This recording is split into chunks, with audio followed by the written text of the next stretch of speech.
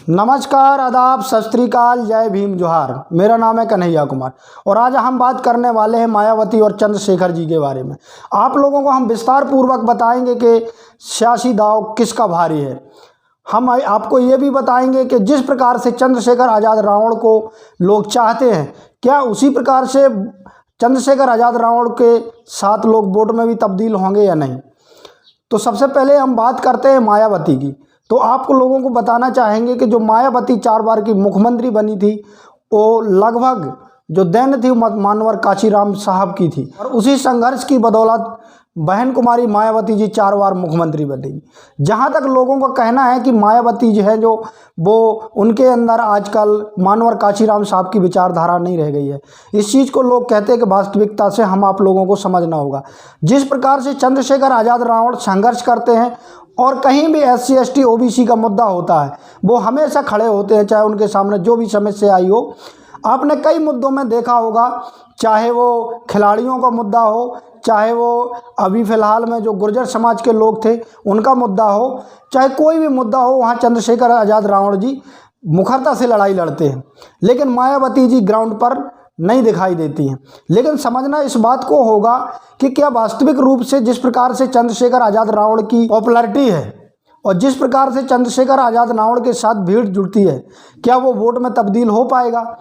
तो आप लोगों को जहाँ तक हम लोगों ने ग्राउंड पर पता किया है और ये चीज़ जाना है, समझा है कि क्या जो बहुजन समाज का वोट है, जो SC ST OBC समाज का वोट है, जो अम्बेडकरवाद को मानते हैं, जानते हैं और बुद्धिस्ट लोग हैं, क्या मायावती को वोट देंगे या चंद्रशेखर आज़ाद रावण को। तो इस बात को समझना होगा कि जिस प्रकार से चंद्रशेखर आज़ाद रावण का साथ देते हैं, इसमें सबसे बड़ा कारण ये है कि चंद्रशेखर आज़ाद रावण ग्राउंड पर SC ST OBC समाज के लोगों की मुखरता से लड़ाई लड़ते हैं और कहीं ना कहीं उनको ऐसा लगता है कि किसी भी व्यक्ति, किसी भी जाति का हो, यदि उनके साथ गलत होता है तो वो मुखरता से लड़ाई लड़ते हैं। वहीं मायावती जी को आपने देखा होगा कि वो लगभग उन्होंने कई वर्षों से ग्राउंड पर आना बंद कर दिया है। कई सियासी लोगों का ये भी मानना है कि जो बहन कुमारी मायावती जी हैं, उन्होंने इसलिए आना बंद कर दिया है क्योंकि उनको लगता है कि जो उन्होंने कमाई की है, जो लगता है कि उनके हज़ारों करोड़ों की प्रॉपर्टी उनके भाई की है, यदि ऐसा करती हैं और कभी आकर के BJP के खिलाफ बोलती हैं तो कहीं ना कहीं ऐसा ना हो कि जांच एजेंसियां उनके ऊपर बैठ जाएं, ऐसा लोगों का कहना है। लेकिन चंद्रशेखर आज़ाद रावण कहीं ना कहीं अभी नए हैं, नेता हुए हैं और लोगों की मुखरता से लड़ाई लड़ते हैं, इसलिए कहीं ना कहीं लोगों का सबसे ज़्यादा उनके प्रति जुड़ाव रहता है और शायद मुझे भी यही लगता है। लेकिन जब मैंने ये चीज़ कई लोगों से जाकर के पूछा कि क्या आप आने वाले समय में, जैसे अभी 5 राज्यों में चुनाव होने वाला है, तो 5 राज्यों में चुनाव होने वाले हैं, तो इसमें आप लोग वोट किसको करोगे। तो मैंने कई ऐसे लोगों को देखा और उनसे समझा जो भीम आर्मी के कट्टर समर्थक हैं, लेकिन कहीं ना कहीं वोट के लिए वो मायावती के समर्थक हैं। तो कहीं ना कहीं मुझे लगता है कि जो चंद्रशेखर आज़ाद रावण जी समझते हैं कि आज मेरा जो वोट बैंक है वो मायावती से खिसक करके मेरे पास आ गया है, तो लगभग कहीं ना कहीं ये गलत माना जाएगा। क्योंकि आज भी ज़्यादा से ज़्यादा भीम आर्मी के जो कार्यकर्ता हैं या जो SC ST OBC समाज का व्यक्ति है, आज भी भीम आर्मी को सिर्फ संगठन के रूप में उनको समर्थन करना चाहता है। लेकिन जो वोट बैंक है वो कहीं ना कहीं मायावती जी का बना हुआ है। लेकिन एक चीज़ को और समझना होगा कि कहीं ना कहीं जिस प्रकार से मायावती जी और ग्राउंड पर लड़ाई नहीं लड़ती है, तो कहीं ना कहीं उनसे ये वोट भी छिटकता जा रहा है। आज से लगभग मैंने 15 वर्ष पहले देखा है, कई ऐसी विधानसभाएं हैं जहां पर तो BSP पार्टी को लगभग 15 से 20 हज़ार वोट मिलता था, वहां आज ज़्यादा से ज़्यादा 5 या 10 हज़ार वोट ही मिल पाता है। तो कहीं ना कहीं ये मायावती जी की सक्रियता ना होने की बजाय ये दिखलाता है कि आज कहीं ना कहीं उनके हाथ से वोट बैंक भी खिसलता जा रहा। लेकिन आने वाले भविष्य में ये देखा जा सकता है कि जिस प्रकार से चंद्रशेखर आज़ाद रावण मुखरता से किसी भी व्यक्ति की हो लड़ाई लड़ते हैं, जहाँ पे शोषण होता है वो खड़े हो जाते हैं, तो कहीं ना कहीं आने वाले भविष्य में ये लगता है कि जो BSP का वोट है कहीं ना कहीं धीरे धीरे छिटक कर और वो चंद्रशेखर आज़ाद रावण के साथ जा रहा है। इस बात को भी समझना होगा। इस बात को भी समझना होगा कि कहीं भी दलित समाज, अधिकतर जो BSP को वोट करता है वो दलित समाज है, लेकिन दलित समाज में जहाँ भी उत्पीड़न होता है सबसे पहले चंद्रशेखर आज़ाद रावण उनकी लड़ाई लड़ने जाते हैं। चाहे वो राजस्थान की घटनाएं हों, मध्य प्रदेश की घटनाएं हों, हरियाणा की घटनाएं हों, कहीं भी वो सबसे पहले मुखरता से लड़ाई चंद्रशेखर आज़ाद रावण लड़ते हैं। इस बात को समझना होगा और कहीं ना कहीं युवाओं में उनके प्रति जोश भी है और लोग समझते हैं कि कहीं ना कहीं यदि इसी प्रकार से चंद्रशेखर आज़ाद आने वाले भविष्य में लड़ाई लड़ते रहे तो ज़रूर है कि वो वोट ज़्यादा से ज़्यादा वोट बैंक हासिल करने में सफल हो पाएंगे। और ये मुझे भी लगता है। और जहाँ तक मायावती जी की सक्रियता निष्क्रिय होती जा रही है, कहीं ना कहीं ये लगता है कि अब बीएसपी के हाथ से वोट छिटकता जा रहा है। लेकिन कहीं ना कहीं आज भी मायावती को ये विश्वास होता है कि जो हमारा दलित वोट है, जो SC ST समाज का वोट है, कहीं ना कहीं मेरा वोट है। अभी आपने मध्य प्रदेश में देखा होगा कि मध्य प्रदेश में गोंडवाना और बीएसपी का जो गठबंधन हुआ है, अब इससे सियासी मायने लगाए जा सकते हैं। कई ऐसी विधानसभाएं सीट हैं जहां पर लगभग SC SC का तो ठीक ठाक ST समाज का बहुत ही ज़्यादा वोट बैंक है। तो कहीं ना कहीं मुझे लगता है कि इस बार गोंडवाना और बीएसपी मिल करके लगभग यदि 15 से 20 सीट अभी जीतती है और यदि सियासी दांव फंसता है कि सरकार कांग्रेस स्वतंत्र रूप से या फिर बीजेपी स्वतंत्र रूप से नहीं बना पाती है तो ज़रूर इनका समर्थन लेना पड़ेगा। और जब इनका समर्थन लगे तो कहीं ना कहीं उनको अपनी दावेदारी भी वो पेश करेंगे, चाहे वो मंत्रियों की हो, चाहे वो उप मुख्यमंत्री की हो, या किसी भी प्रकार से वो अपनी दावेदारी पेश कर सकते हैं। ये ज़रूर है क्योंकि गोंडवाना जो गणतंत्र पार्टी है उन्होंने कहीं ना कहीं उनके समर्थन से कई ऐसी सीटें हैं जो जीती जा सकती।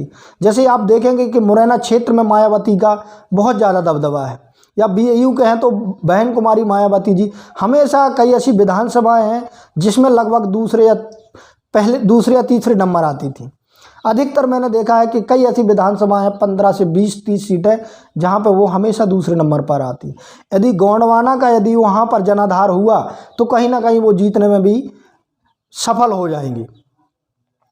तो कहीं ना कहीं इस चीज़ को हमें समझना होगा और जानना होगा और लोगों को भी ये समझना होगा और सोच समझ करके ये चीज़ें करनी होगी कि हमें मायावती जी के साथ जाना है या चंद्रशेखर आज़ाद रावण के साथ जाना है। अभी आप देख रहे होंगे कि चंद्रशेखर आज़ाद रावण पर कई प्रकार के मायावती जी हों, चाहे आज आकाश आनंद जी हों, उन पर हमेशा आरोप लगाते रहते हैं कि ये बीजेपी के बी टीम है। लेकिन जहाँ लड़ाई की बात आती है तो चंद्रशेखर रावण पहले ही खड़े हो जाते और कहीं ना कहीं युवाओं को बहुत अच्छी बात लगती है और भाती है। और यही कारण है कि भीम आर्मी से लोग ज़्यादा जुड़ाव रखते हैं। यदि ये सक्रियता मायावती अब बहन कुमारी मायावती पे आज भी होती तो कहीं ना कहीं बीएसपी पार्टी आज कहीं और खड़ी होती, लेकिन ऐसा नहीं है। आज के समय पर आप देखिए जहां मायावती जी 4 बार मुख्यमंत्री बनी वहां पर उनका वोट बैंक का जनाधार क्या रह गया है। इसमें साफ साफ ये नज़र आता है कि वास्तविकता से जिस प्रकार से मानवर काशीराम साहब लड़ाई लड़ते थे, मानवर काशीराम साहब ने जो मिशन खड़ा किया था वो कहीं ना कहीं बिखरता हुआ दिखाई दे रहा है। और यही वजह है कि आज बीएसपी से वोट बैंक भी छिटकता जा रहा है। इसके साथ साथ अखिलेश यादव जो सक्रियता दिखाते हैं, जो SC ST OBC समाज में सक्रियता दिखाते हैं, कहीं ना कहीं जो वोट बैंक पहले बीएसपी को मिलता था वो धीरे धीरे कहीं ना कहीं समाजवादी पार्टी को भी खिसकता जा रहा है। आने वाले भविष्य में यदि मायावती जी उसी प्रकार से यदि सक्रियता दिखाती हैं तो ज़रूर है, हो सकता है कि दोबारा उत्तर प्रदेश में वो सरकार बनाने में कामयाब हो। और कहीं ना कहीं ऐसे यंग लोगों को अपनी पार्टी में जगह देनी पड़ेगी जो सक्रियता से और अपने समाज की लड़ाई लड़ते हैं, चाहे वो जयप्रकाश जी हों, चाहे चंद्रशेखर आज़ाद जी हों। कई ऐसे बहुजन समाज में नेता हैं जो वास्तविक रूप से देखा जाए तो अपने गरीब मजलूमों की और आखिरी पायदान पर खड़े हुए व्यक्तियों की लड़ाई लड़ते हैं। या जितने भी हमारे बहुजन नेता हों उनको ये बात ज़रूर समझनी होगी और ये बात हम जनता को भी समझनी होगी कि हमें वोट करने से कहाँ फ़ायदा है। आज आप देख रहे होंगे कुछ परसेंट यदि ASP जो आज़ाद समाज पार्टी है वो वोट बैंक लेने में कामयाब होती है तो कहीं ना कहीं मायावती जी का वोट ही छिटक रहा है। लेकिन ये मायावती जी शायद इस बात को नहीं समझ पा रही हैं कि जो हमारे सक्रिय नेता हैं, जो युवा समाज से भी, हमें उनको कहीं ना कहीं पार्टी में लाना चाहिए। कहीं ना कहीं मैं ये ज़रूर कहना चाहूँगा कि BSP कहीं ना कहीं ये गलत कर रही है कि जो युवा हैं, जो हमेशा बहुजन समाज की लड़ाई लड़ते हैं, उन लोगों को आगे नहीं लाती हैं। कई ऐसे लोग हैं जो कई वर्षों से सक्रिय रहे हैं, लेकिन धीरे धीरे बीएसपी से उनको निकाला जा रहा है। तो कहीं ना कहीं ये मायावती जी की सबसे बड़ी कमी है। लोगों का कहना है कि मायावती जी के द्वारा करप्शन किया गया और इतना धन दौलत जुटाया गया, उनको इस बात का डर लगता है कि यदि मैं बीजेपी के खिलाफ बोलती हूँ तो कहीं ना कहीं मेरे ऊपर जांच एजेंसियाँ बैठा दी जाएंगी और मैं कहीं ना कहीं फंस ना जाऊँ, ये ऐसा लोगों का मानना है। आप अपने कमेंट के माध्यम से अपनी राय ज़रूर दीजिए कि आपको क्या लगता है कि आने वाले भविष्य में मायावती जी की सरकार बनेगी या आने वाले भविष्य में आज से 10, 15, 20 साल बाद भीम आर्मी चंद्रशेखर आज़ाद रावण जी का दबदबा बनेगा। आप कमेंट के माध्यम से ज़रूर बताएं। हम आपसे आशा और उम्मीद करते हैं कि हमारे चैनल को आप सपोर्ट करेंगे। हम हमेशा बहुजन समाज की लड़ाई मुखरता से लड़ते हैं और उनकी जो खबरें होती हैं मुखरता से दिखाते हैं। कहीं ना कहीं जिस प्रकार से गोदी मीडिया हम लोगों की आवाज़ नहीं उठाता है, लेकिन हम बहुजन समाज के कई ऐसे चैनल हैं जो कहीं ना कहीं अपने समाज के लोगों की मुखरता से लड़ाई लड़ते हैं। तो अंत में मेरी आपसे विनम्र अपील है कि यदि BMM न्यूज़ 90 को आपने अभी तक सब्सक्राइब नहीं किया है तो सब्सक्राइब कर लें, साथ में बेल आइकन को भी प्रेस कर लें। वीडियो अच्छा लगे तो ज़्यादा से ज़्यादा शेयर करें, कमेंट के माध्यम से अपनी राय ज़रूर दें।